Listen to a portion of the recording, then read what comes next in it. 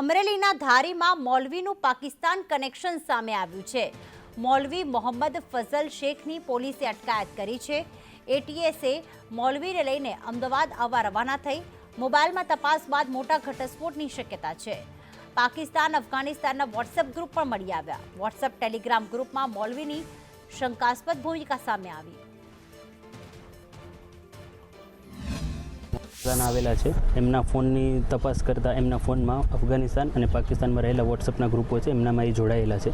તો એમનો ફોન મળી આવેલા છે। એમની જોડે જ્યારે એમને પહેલાં પૂછપરછ કરવામાં આવી હતી ત્યારે આધાર કાર્ડ સિવાય એમની પાસે કોઈ આઈડેન્ટિટી અથવા સિટીઝનશીપના પ્રૂફ નહોતા। જે અત્યારના જોતા એમની પાસેથી એમના પાસપોર્ટ અને એક બીજા ડોક્યુમેન્ટ છે મળેલા છે, જેમની ખરાઈ પણ અત્યારના ચાલુ છે।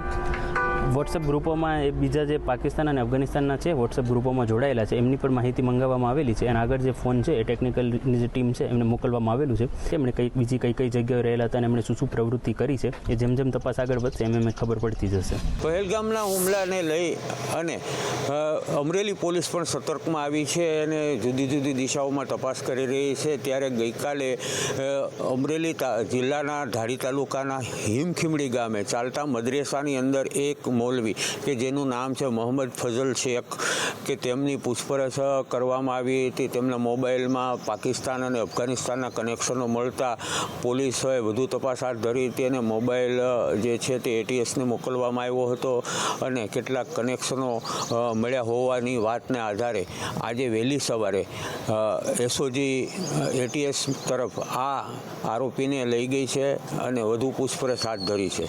સૂર્યકાંત ચૌહાણ, સંદેશ ન્યૂઝ, અમરેલી।